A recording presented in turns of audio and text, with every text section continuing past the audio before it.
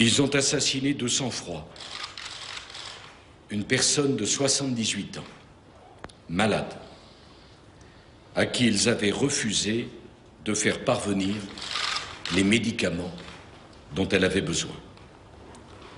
Je veux m'incliner devant la mémoire de Michel Germano. C'était un homme de bien. Je veux dire à ses proches ma tristesse, ma sympathie, ainsi que celle des Français. Depuis le 12 juillet, Michel Germano était sous le coup d'un ultimatum qui n'était en fait que l'annonce d'un assassinat programmé. Cet ultimatum, en effet, émanait d'un groupe qui avait assassiné le 31 mai dernier un malheureux otage britannique enlevé dans les mêmes conditions et qui n'a jamais été précédé du moindre début de dialogue avec des autorités françaises ou locales.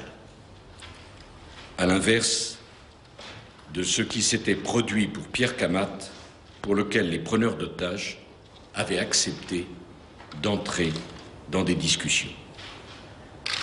Depuis l'enlèvement de Michel Germano, tous les moyens étaient mobilisés pour tenter de le libérer. Le 12 juillet dernier, à la télévision, je vous avais exprimé ma brûlante inquiétude quant à son sort.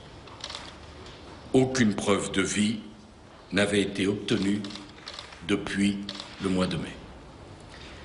Dans le cadre de la coopération que la France apporte aux pays du Sahel menacés par Al-Qaïda, nous avons accepté que les forces françaises prêtent un soutien à la Mauritanie qui, informé d'une attaque imminente sur son sol d'un groupe terroriste, avait décidé de mener contre lui une action préventive.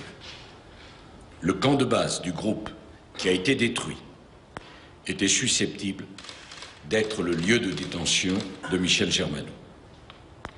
Convaincus que nous étions que celui-ci était condamné à une mort certaine, nous avions le devoir de mener cette tentative pour l'arracher à ses geôliers.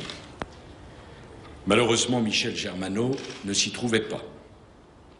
Aujourd'hui, comme cela avait été annoncé par l'ultimatum du 12 juillet, il est mort. Mes chers compatriotes, loin d'affaiblir notre détermination, cette mort doit la renforcer. J'ai demandé aux chers compatriotes, le crime commis contre Michel Germano ne restera pas impuni. Je vous remercie.